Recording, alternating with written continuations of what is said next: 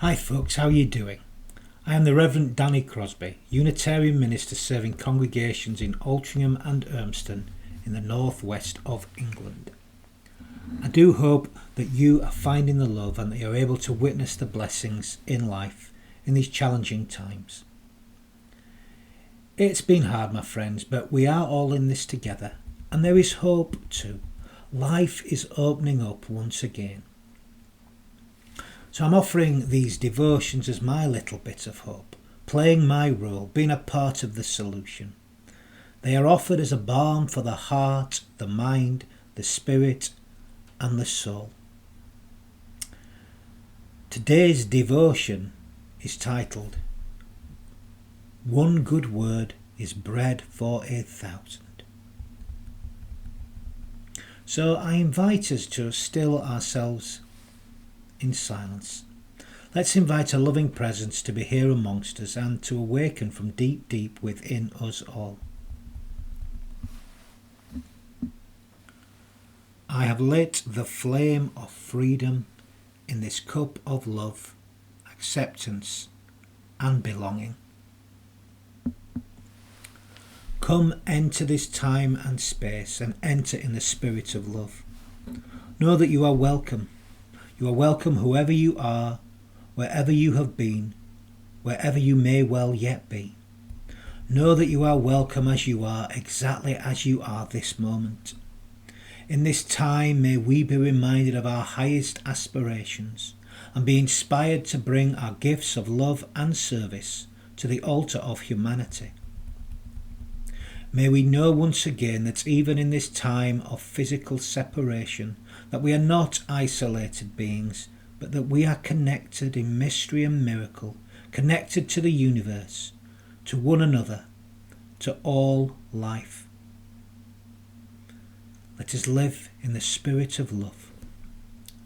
Amen. Now, I'm going to begin today's devotion with a poem by my favourite poet, actually, David Whyte. This is Loaves and Fishes by David Whyte. Now, most folk think that David is either Irish or American, but actually he was born and bred just a few miles from where I come from, actually, in the town of Mirfield, or Murfield as the locals would say, in West Yorkshire. So this is Loaves and Fishes by David Whyte. This is not the age of information. This is not the age of information. Forget the news and the radio and the blurred screen. This is the time of loaves and fishes. People are hungry, and one good word is bread for 1,000. One good word is bread for 1,000. And here's a story, a very short one, from my favourite Nasruddin. A man approached Nasruddin and asked him, "How does one become wise?" To which Nasruddin replied, "Listen attentively to wise people when they speak. And when someone is listening to you, listen attentively to what you are saying." Listen, my friends, listen. I was amused by a thread I saw on Twitter the other day. It began with the following: "People who can't differentiate between entomology and entomology bug me in ways I cannot put into words." Carwyn Twin, who's a twin, is a friend of mine, a wonderful harpist actually, and former Welsh Secretary, Unitarian Welsh Secretary, replied, "I think I'll let this one fly. Dad was at FRES, F-R-E-S, who's a fellow of the Royal Society of Entomologists." To which Kenny Burns replied, "I always liked this one. To the person who stole my Theosaurus, I have no words to describe how angry I am." And added, "I wonder what's the origin of this irritation that's put such a bee in your bonnet." Now, I won't share the rest of the thread as it kind of moved then to levels beyond 18 plus, shall we say. So I'll leave that one. I love the thread of puns. They're quite definitely on the level of a minister. And I also love wordplay, as anybody who knows me will testify. But yes, about the level of a minister's sense of humour. Bad jokes are the best, really. I recently made reference to the word apricate, meaning to revel in the warmth of the sun on your back. It was during last Sunday's Easter service, actually. After the service, I got into a conversation with two members of the congregation, Barbara and Pauline.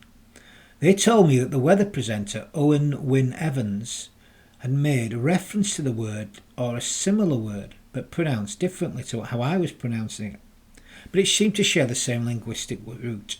The word is apricity, which meant to revel in the warmth of the sun in winter time.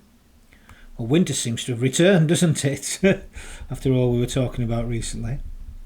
Now, both of these are lovely words. They're warming words, words that bring comfort, something that we all need at this time. And as David wrote in that wonderful poem earlier, David White wrote, "People are hungry, and one good word is bread for 1,000. We need such words, don't we? That will feed us and warm us and nourish us. Such words can feed our souls and inspire us to loving action, no matter how we pronounce them, however how funny our accents are. Such words have been desperately needed this last year, more than usual, as we have not been able to be together as we would like to be, have we? Words spoken and written through whatever medium have fed us, they've warmed us, they've comforted us, they've made us laugh. Well, some of them have. They've sustained us in so many ways. I recently took a week's leave. Oh God, it was so needed. It had been planned for over a year actually, and I'd been invited to Prague to speak at the Unitarian Academy there. They'd been asking me actually for a couple of years, and this was the first time I'd actually been free to come. They gave me plenty of notice, you see. But obviously I could not go. That said, I still had to deliver the lectures. Obviously my talks had to be translated. Zoom is a wonderful function, and my words were translated as I spoke through the facility, while those asking questions of me were translated by this really talented same person, really. I'm told that they understood me clearly, although I was asked to speak a little slower for the second talk, it seems. Maybe I was going a bit too quickly paced. It would appear that they were fed by the words that I shared. We weren't able to meet face to face, and yet we truly encountered one another that week. We all ate and we all were fed. It fed our spirits and it filled our souls. It was wonderful to listen and share together, even if it was in two-dimensional reality. Modern technology like Zoom has been a godsend this last year and has helped feed and sustain so many people. The words and work shared has fed hungry souls and kept people together. That said, it's not quite community, is it? It is not the same as being together face to face. I long for the day when we can all be together as we once were, joining in and building community, a living, breathing fellowship of love, where all bring what they have to offer and share together. And we're going to need this more than ever, I think, in the coming months and years as we begin to build back from the ravages of the last year, or longer than a year now. We're going to need it so much to come together, find ways to come together in love. And words shared seem even more important at this time, more than they ever did really. We cannot connect physically as we would like to, therefore the words that we share, that we speak and that we hear seem more important, as they can sustain us and as they can connect us together too.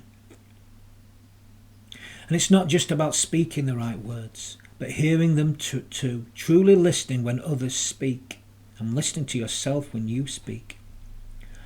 I know as a minister one of the most important aspects of my role is to actually listen.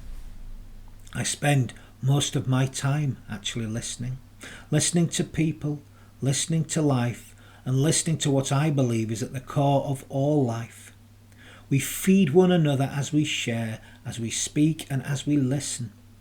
One of the greatest gifts we can give another is to truly listen to them. If I have learned anything over the years, it is that we can't fix people. You can't just bring healing to them. You can't take their troubles away, but you can listen to them, to the words of their heart. Listen with the ears of your heart. And we might not be as close as we would like to be, but we can still listen in so many ways. We can bless each other with our time and with our presence. Community, fellowship is built in these kind of relationships when we speak and we listen to one another with the ears of our hearts. People are hungry for words that sustain, not only spoken words, but also heard. As another favourite of mine, Parker J. Palmer suggests, that this idea of words feeding feeding one another is at the heart of the feeding miracles that are found in the gospel accounts. That these are actually tales about fellowship, about community, about how we ought to be with one another. An example of what Jesus called the kingdom of heaven, or what I prefer to call the kingdom of love. That this is how we ought to be with one another. They are the feeding stories you will find in the gospel accounts are about the relationships between Jesus, his disciples, and the people that they meet in the crowds. That in these encounters abundant love is being poured out in these deeply connective and connecting relationships. And the key phrase that is repeated in different ones is, they ate and they were filled. In so doing, the crowd's hunger is acknowledged and they are cared for face to face. They are cared for relationally. It's a relational experience. Thus, in so doing, their common humanity is cared for as they eat and they are filled. And it's in the relationship. There is no power over others here. It's a relational experience.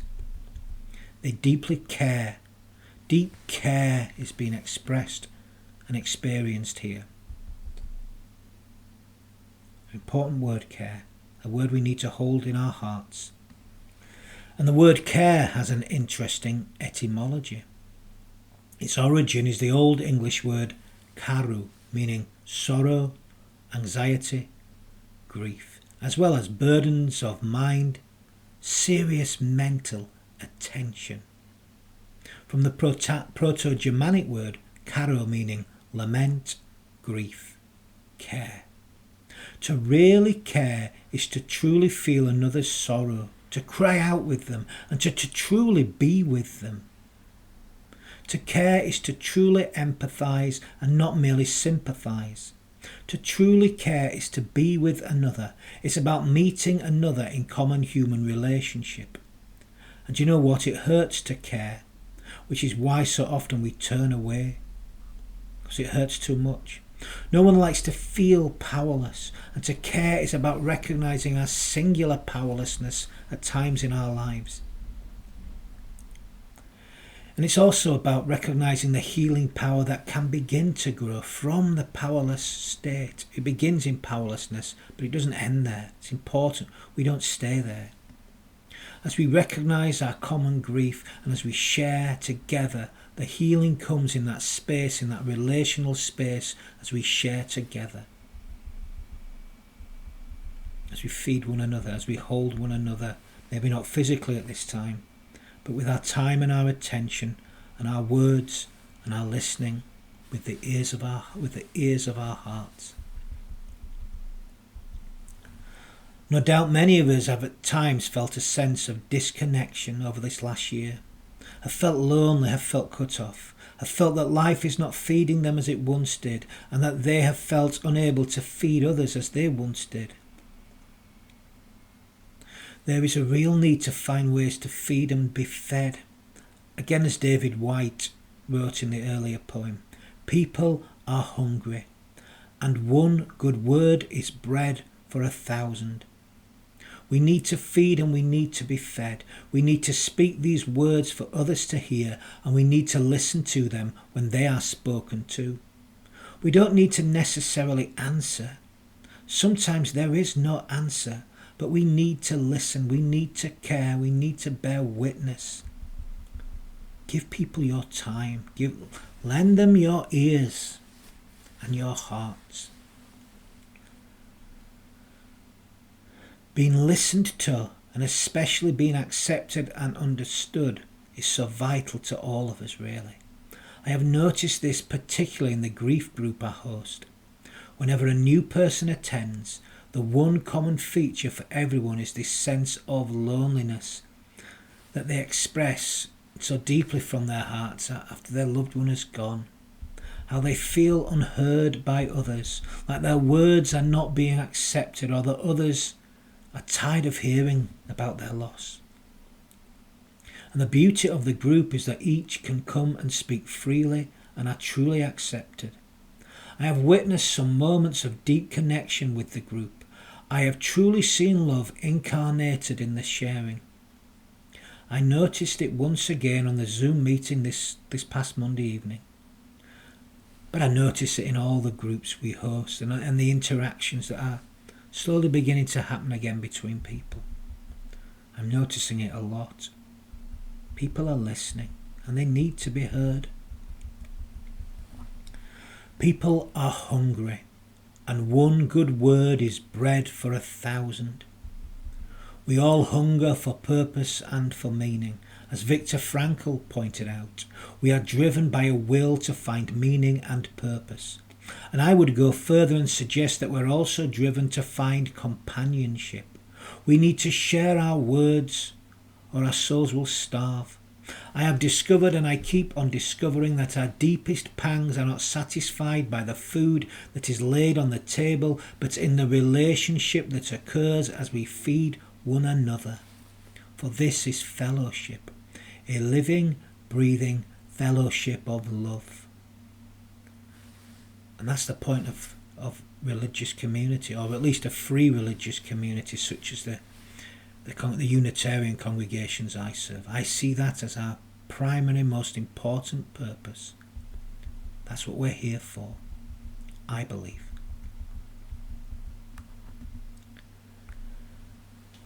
And this is something that the world will need even more as we begin to slowly return to some kind of normality following the horrors of the pandemic.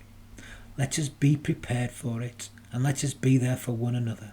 Again, to repeat David White's words, people are hungry, and one good word is bread for 1,000.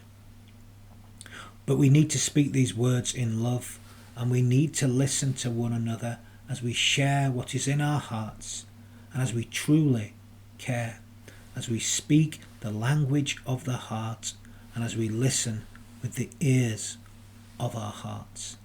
For this language of love is universal. From you I receive, to you I give.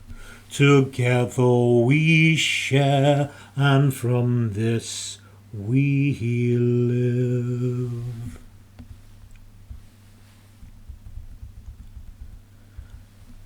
I'm going to end with some final words of blessing.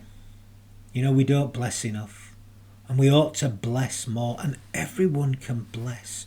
You bless with your loving presence. If you can listen to another, then you're blessing them. Maybe it's not the words we speak, but our loving, caring presence. That's how we bless one another. So why not bless each other this day and in all the days to come? But I am going to offer some final words of blessing and care in your words too. Bless the world with your words too. But I invite us now just to still ourselves for one final time. Go now in peace, touched by this time together. Ask of yourself and speak, but ask the beautiful questions of life. And listen with the ears of your hearts. Truly care. Be open to what life may offer in return to you, and you never know, you might just begin to live your way into loving action and loving answers to life. If you truly listen with your hearts, you may be the answer that everybody is seeking, including your own heart. Let's be open to one another. Let's open the ears of our hearts. And may the blessings of God go with us all, and may it do so in all that we feel, in all that we think, in all that we say, in all that we do. Let us go in love and peace. Amen.